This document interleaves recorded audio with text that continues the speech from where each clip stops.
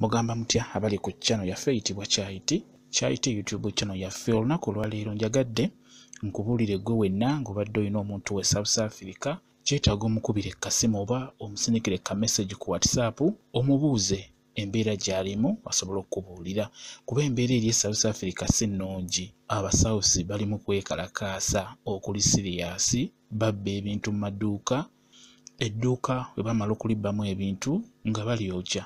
Embeera eri South Africa si nnyangu mu bibuga ebimu, bookya bizinesi z'abantu, bakuba abagwira, babakuba. Nga mumanyi nti buli South Africa buli wabeerayo okwekalakaasa, abeekalakaasa kye basinga okutunuulira, ekisooka batunuulira nnyo abagwira, babakuba nnyo. Ate jjukira nga Uganda tulinayo abantu baffe bayitirivu nnyo. Kati oba olinayo muganda wo, mukwano gwo, mami wo, dadi wo, fuba okulaba ng'oyogerako naye olaba oba ali mu mbeera nnungi, kuba tebali bulungi. Ebibuga ebisinga bisibe, amaduuka bagabbye, agase maduuka amanene go bagabbidde ddala, ate bamala okugabba nga bagookya. Supermarket zo nazo bazinga bazibbye, amaduuka gano aga bulijjo bagabba, bamala okugabba nga bagookya. Kwegamba kwekalakaasa okwo okuli e South Africa si kulungi n'omulundi n'ogumu. Ky'oba olaba nti nkugambye nti oba olinayo omuntu wo, kirungi olaba oba ali mu mbeera nnungi, osobole okwogerako naye akubuulira embeera gy'alimu, kuba ebintu bikambwe, ebintu byatabuse e South Africa. Abantu tebasaaga, abagwira babayisa bubi, babakuba. Oba kati tuwulidde nti abantu abaakafa basukka mu 7.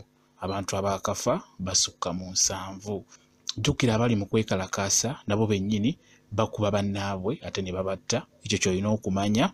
Wamu n'abakuumaddembe bwe batyo, abamu beesindika mu miryango nga bagenda okubba amaduuka, mu kufuluma mu maduuka beesindika. Wabeerawo be balinnyira mu miryango nga ky'oba olaba nti mu kaseera katono ennyo ke bamaze nga beekalakaasa, kikulaga nti abantu basukka mu 7 bafudde.